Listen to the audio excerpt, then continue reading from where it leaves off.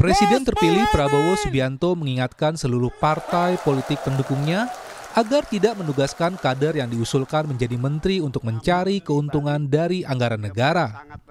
Menurut Prabowo, pemerintahan saat ini membutuhkan sosok-sosok yang mau bekerja sama demi bangsa dan negara serta mampu menghadapi perkembangan zaman. Hal itu disampaikan Prabowo saat menghadiri Rapat Koordinasi Nasional Legislatif PKB di Jakarta pada Kamis 10 Oktober kemarin.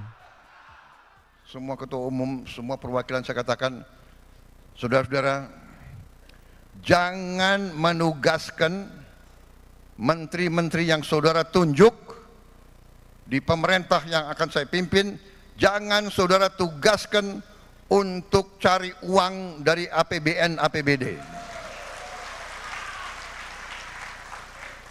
Zamannya sekarang susah. Ini zaman digital, ini zaman teknologi, ini zaman pengamatan sangat cepat. Jangan coba-coba. Di kesempatan yang lain, Ketua Umum Partai Kebangkitan Bangsa Muhaimin Iskandar mengaku belum membahas susunan Menteri Kabinet bersama Presiden terpilih Prabowo Subianto. Soal kemungkinan jatah menteri untuk PKB, Muhaimin menyerahkan sepenuhnya kepada Prabowo. Kendati demikian, Muhaimin mengatakan siap kapanpun bila mendapat panggilan dari Prabowo. Beliau pasti punya rencana, punya ini kita nggak tahu. Oh, berarti soal pembagian segala macam belum ada pembahasan dari Pak Prabowo? Ya, makanya Pak Prabowo minta tuh Parpol untuk menunjuk menteri-menteri yang tadi itu yang disebutkan kriterianya. Artinya sudah ada kode dari Pak Prabowo untuk memilih menteri dari Parpol. Sampai hari ini saya tidak pernah bertemu Pak Prabowo membahas itu. Dan baru kali ini ketemu. Berarti setelah kemarin di Muktamar Bali nggak datang, Pak Prabowo baru ketemu sama Gus Muhaimin hari ini. Belum pernah membahas menteri, jangankan menteri, ketemu aja nggak pernah. Katanya Kementerian Desa potnya PKB nih, Bu. Jangan terlalu jauh, ketemu aja baru kali ini. Sementara itu, Partai Golkar memastikan kader-kader yang ditunjuk untuk masuk dalam kabinet Prabowo Gibran memiliki integritas. Menurut Sarmuji, partainya merekrut kader berdasarkan pertimbangan integritas. Jadi kita ingin memastikan orang-orang yang kita kirim ke kabinet adalah orang-orang yang memiliki integritas. Orang yang memiliki integritas itu tidak harus kaya, karena faktanya orang yang kaya pun sering juga tidak memiliki integritas. Tetapi orang yang memiliki integritas adalah orang yang merasa cukup dengan dirinya, lalu melaksanakan amanah yang dipikulnya itu dengan baik. Dan kita ingin memastikan itu juga. Direktur Eksekutif Trias Politika Strategis Agung Baskoro menilai ultimatum Prabowo terhadap ketua umum partai politik pendukungnya merupakan hal positif. Menurut Agung, Prabowo belajar dari pengalaman sebelumnya di mana banyak menteri yang terjerat kasus pidana korupsi. Itu pengalaman selama pemerintahan berlangsung, Mbak Adisti ya, karena banyak menteri-menteri tersangkut kasus ya, kasus-kasus hukum utamanya korupsi, dan harapannya itu tidak terulang lagi di zaman Pak Prabowo, dan wakil menteri itu menjadi instrumen efektif untuk memastikan hal itu tidak terulang. Karena Pak Prabowo akhirnya menempatkan orang-orang pilihannya, orang-orang kepercayaannya, loyalis-loyalisnya yang sudah lama ikut beliau sejak berapa periode ya, dan saya kira itu hal positif sebagai bagian dari mekanisme pencegahan, mitigasi supaya tidak terjadi korupsi lagi. Dan rencananya Presiden terpilih Prabowo Subianto akan mengumumkan nama-nama Menteri Kabinet Prabowo Gibran pada 20 Oktober 2024. Pengumuman dilakukan di hari yang sama saat Prabowo dan Gibran Rakabuming Raka dilantik menjadi Presiden dan Wakil Presiden 2024-2029. Tim Liputan, Kompas TV.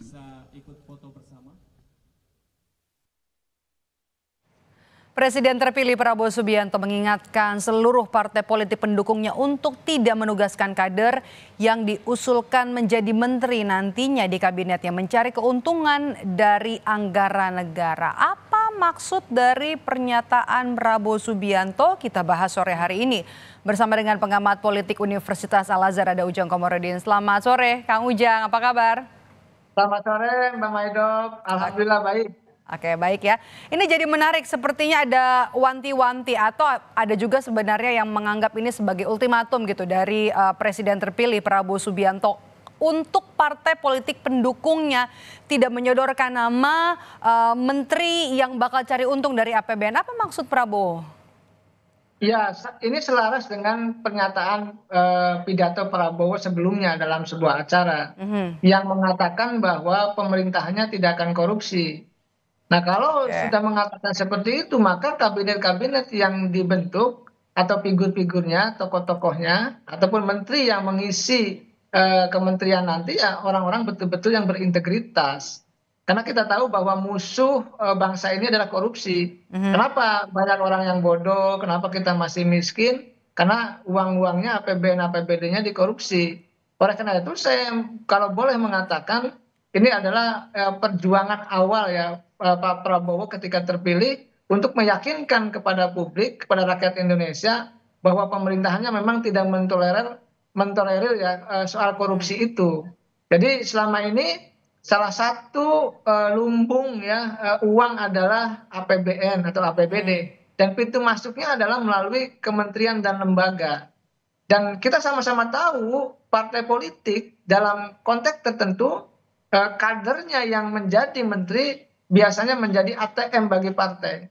Partai kalau punya kegiatan yang skalanya besar minta sumbangannya kemana? Ya kepada anggota DPR yang punya posisi, lalu kepada menteri yang dari partai politik itu kan sama-sama sudah tahu dan sudah paham. Oleh karena itu Pak Prabowo mengingatkan mereka untuk tidak main mata gitu ya, tidak mengkorupsi anggaran APBN itu, walaupun atas katakanlah tanda petik ya perintah partai politik begitu.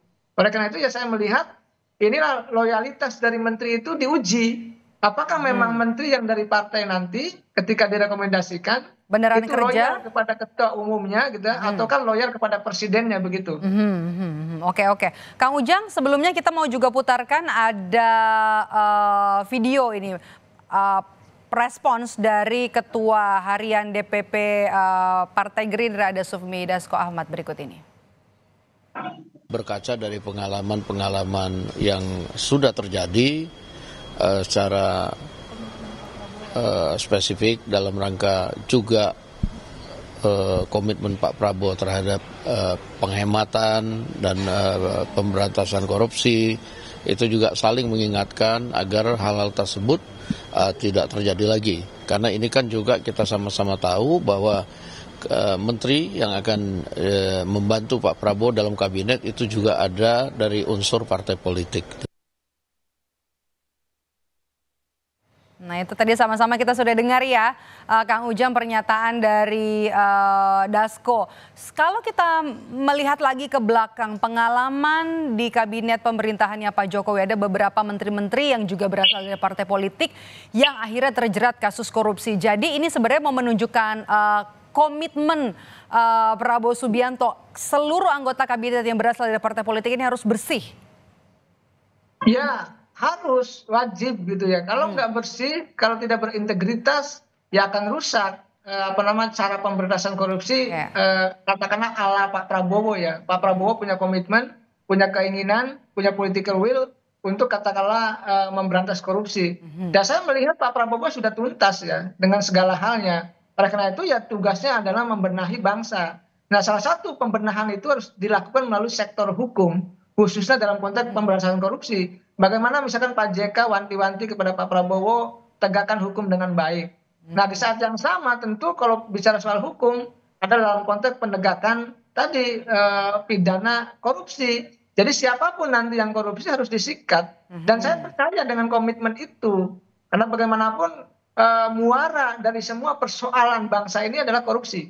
Jadi kalau anggaran APBN-nya, APBD-nya tidak dikorupsi, insya Allah rakyat bisa sedikit bernapas, bisa sedikit sejahtera, kira-kira begitu. Oke. Ini kan dari sisi Pak Prabowo sudah jelas ya wanti-wanti, pesan, ultimatumnya nanti untuk partai politik. Tapi dari sisi partai politik gimana nih melihatnya? Ketar-ketir gak nih dengan pesan yang sudah disampaikan Pak Prabowo untuk nanti menyodorkan nama-nama yang bakal mengisi kabinetnya? Ya, kelihatannya kebingungan. Tetapi pasti politik agak nakal-nakal dikit lah. Coba didorong-dorong dulu gitu kan. Paling enggak nama ketua umumnya, yang biasanya ketua umumnya juga kan banyak juga yang disebut-sebut dalam perkara tertentu gitu. Yang bisa jadi, saya meyakini karena kalau kita bicara bersih betul, 100% bersih, nggak ada manusia yang bersih. Karena bukan malaikat. Pasti ada noda-noda, titik-titik kekurangan-kekurangan pada figur-figur tertentu di partai politik itu. Tetapi saya melihat ya dalam konteks tadi apa yang disampaikan oleh Pak Prabowo ya itu akan dipertimbangkan juga oleh partai politik. Makanya tadi Sekjen Partai Golkar mengatakan kan akan mencari sosok figur yang berintegritas. Apakah itu benar atau tidak? Maka kita lihat nanti, kita bisa uji, kita bisa ukur. Ketika Pak Prabowo nanti mempublish, mengumumkan nama-nama menteri itu kita awasi satu-satu, kita kuliti, kita nilai bersama apakah memang mereka terkait dengan kasus tertentu atau tidak dari partai politik itu. Karena tadi penyakit dan sumber penyakit utama dari bangsa ini korupsi. Jadi pendekatan pemberantasan korupsi adalah pendekatan yang menurut hemat saya sangat penting bagi Pak Prabowo untuk meyakinkan publik bahwa Pak Prabowo berkomitmen. Nah, termasuk partai politik harus punya komitmen yang sama dong dengan presidennya. Kalau enggak ya akan berbenturan antara kepentingan partai dengan kepentingan Pak Presiden. Oke, tidak mau kabinetnya nanti diganggu dengan urusan korupsi atau juga pembantu presiden ini terjerat dengan kasus korupsi. Oke, kita beralih ke sorotan soal beberapa nama ketua parpol ini kan diprediksi nanti akan maju ya, akan mengisi kursi-kursi menteri, kursi-kursi pembantunya presiden gitu. Kita sebut saja dari Golkar ada Bahlil Lahadalia, kemudian dari ada Zulkifli Hasan dan juga ada AHY dari Partai Demokrat. Kursi-kursi yang diisi oleh ketua umum ini, apakah kemungkinan nanti wakil menterinya akan diisi oleh profesional? Anda melihatnya seperti itu, Kang Ujang? Ya, kalau kita bicara soal profesional, mestinya menjadi prioritas ya. Artinya jangan sampai profesional hanya dijadikan bemper, hanya dijadikan wakil menteri. Mestinya ya profesional itu, ahli itu, pakar itu diberikan porsi sebagai menteri. Ya oleh karena itu kalau misalkan tadi ketua umum partai mengisi posisi menteri, apakah wakilnya jadi profesional? Mungkin. Mungkin itu skema terakhir ya untuk memastikan ada keseimbangan bahwa di situ di kementerian itu ada sosok ketua umum partai, di saat yang sama juga ada profesionalnya. Tetapi kalau kita melihat birokrasi, biasanya itu kan penentu kebijakan itu menteri yang menandatangani semua anggaran dan lain sebagainya. Wakil menterinya ban serep saja. Jadi nanti orang yang profesional itu tidak akan bekerja dengan baik juga walaupun disimpan di kementerian sebagai wakil menteri. Jadi saya melihat harus dicari betul-betul ketua umum atau kader partai yang betul-betul tidak tersangkut dengan kasus-kasus lama, dengan kasus-kasus pidana. Karena ini kita serius untuk membangun bangsa, masa iya partai politik tidak serius? Jadi komposisi tadi menterinya dari ketua umum bisa jadi, wakilnya dari profesional mungkin. Itu mungkin skema kompromi ya untuk agar masyarakat menilai bahwa ada sosok proporsional di kementerian-kementerian yang dibangun oleh Pak Prabowo begitu. Oke, kalau kita melihat nanti optimisme, saya mau nanya dulu deh, Kang Ujang, apakah Anda optimis menteri-menteri yang akan menduduki kabinetnya Presiden Prabowo Subianto dan juga Gibran Rakabuming Raka nantinya dengan koalisi yang gemuk, koalisi yang besar, apakah kemudian nanti bisa memenuhi ekspektasi publik? Saya yakin akan memenuhi ya. Tapi optimis memang ya? skalanya 60-70% gitu. Kalau sampai 100% tidak lah. Kenapa? Saya meyakini mereka ingin bekerja dengan baik, dengan segala kekurangan dan kelebihan yang dimiliki. Kenapa? Karena periode pertama itu biasanya menentukan untuk langkah berikutnya. Artinya memang di periode pertama ini semua kekuatan politik termasuk kabinet itu akan bekerja dengan baik. Karena mereka akan dinilai oleh publik plus minusnya, kekurangan dan kelebihannya tadi. Jadi bagi menteri-menteri misalkan yang dinilai buruk, yang tidak baik, tentu sangat rawan gitu, sangat rawan untuk bisa dikritik oleh publik dan lawan diganti juga oleh Pak Prabowo. Jadi saya meyakini ekspektasi itu saya tetap optimis karena mereka akan bekerja dengan baik. Tapi tadi pasti tidak semuanya bagus, tidak semuanya hebat, tapi ada juga tentu yang bagus, yang setengah bagus, dan ada yang biasa-biasa saja. Karena setiap figur itu kan berbeda cara kepemimpinannya. Jadi saya meyakini, saya tetap masih optimis, mereka akan bekerja dengan baik. Tapi tadi ya mungkin kalau dalam konteks skala penilaian dari 0 sampai 10 atau dari 10 sampai 100, ya saya sih bisa bekerja bisa 60-70% di awal-awal begitu, di awal-awal begitu. Oke. Komitmen untuk punya kabinet yang bersih, kemudian juga masa transisi pemerintahan yang juga sudah disebut oleh Prabowo ini baik, lancar dari pemerintahan Jokowi. Nah kemudian kalau kita lihat untuk memperlancar semua program-program yang sudah dijanjikan, kira-kira siapa saja nih Anda lihat menteri dari Jokowi yang kemudian akan lanjut lagi di kabinetnya Prabowo Gibran? Sri Mulyani kah atau nama-nama lain? Yang pasti kan dari partai-partai itu sudah disebutkan ya, ketua umum parpol udah pasti ya, Ya, lalu ada juga titipan-titipan Pak Jokowi ya kan. Dengar-dengar ada 4 nama gitu. Itu kan sudah siapa itu Kang Ujang? Gitu. Bocorin ya, dong. Kan sudah beredar itu, ada Pak Tito, ada Menkominfo yang sekarang gitu kan. Ada Pak Pratikno gitu kan. Nah itu satu lagi disebut-sebut juga. Satu lagi saya lupa tuh Pak. Nanti di media juga sudah disebutkan 4 nama itu. Nah lalu kalau Bu Sri Mulyani, saya jawab dulu ya. Bu Sri Mulyani kelihatannya mungkin tidak dulu mungkin. Tapi kalau di tengah jalan saya tidak tahu ya. Karena bisa jadi nanti Menteri Keuangannya adalah orang-orang yang memang dekat dengan Pak Prabowo tapi dari kalangan profesional begitu. Kalau PDIP siapa yang paling berpeluang dari 3 nama? Ya kan nama-namanya juga sudah beredar ya. Apakah nama-nama yang beredar itu sama? Kansnya peluangnya dari 3 nama ini Kang Ujang? Ya kalau saya tetap ya Pak Budi Gunawan punya BG ya, Pak BG. Ya Pak Oli punya kans karena beliau bendahara partai. Lalu Pak Azwar Anas juga punya kans karena mereka anak kesayangannya Ibu Mega. Jadi nama-nama yang beredar itu ya memang cukup punya peluang ya untuk bisa menjadi menteri di kabinet Pak Prabowo Gibran begitu. Oke. Ini kalau misalnya kita lihat kan janji kampanyenya banyak gitu, terutama yang paling disoroti adalah soal program makan bergizi gratis begitu ya. Harus cepat, dananya juga menelan angka yang cukup fantastis begitu. Tapi kalau kita lihat dari 5 tahun pemerintahan sebenarnya akan efektif hanya 3,5 tahun karena 1,5 tahun juga nanti akan dipakai lagi untuk persiapan Pilpres, kita juga kan pilkadanya semuanya bersamaan gitu serentak. Artinya ini hanya waktu yang sangat singkat 3,5 tahun untuk bisa menjawab janji-janji politik yang sudah disampaikan pemerintahan Prabowo Gibran. Ya, Pak Prabowo tahu persis. Makanya di masa transisi ini gitu ya, di akhir masa jabatan Pak Jokowi kan sudah mulai pembahasan anggaran dengan Menq ya Bu Sri Mulyani kan sudah mulai itu. Sudah APBN 2025-nya kan sudah dibahas juga. Bahkan sudah diketok palu gitu kan untuk anggaran 2025.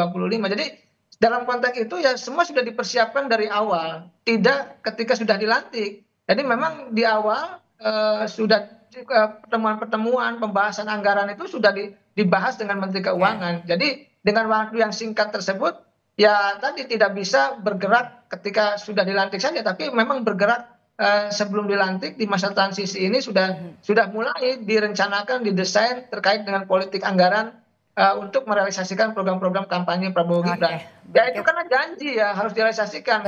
Kalau tidak direalisasikan ya masyarakat akan kecewa. Oleh karena itu ya suka tidak suka, senang tidak senang, Pak Prabowo akan habis-habisan, akan mati-matian memenuhi janji-janji itu. Baik, terima kasih. Janji adalah utang begitu ya Kang Ujang, dan kita nantikan siapa-siapa saja nama-nama yang akan mengisi kursi kabinet menteri nanti di pemerintahan Prabowo Gibran. Nama-nama tentunya orang-orang yang profesional, kemudian juga berkompeten, dan yang paling tentu adalah sesuai dengan ultimatum dari Prabowo adalah orang-orang yang bersih. Terima kasih sudah bergabung bersama kami pengamat politik dari Universitas Al-Azhar, Ujang Komarudin. Sehat selalu Kang Ujang. Amin, sama-sama Mbak Maido.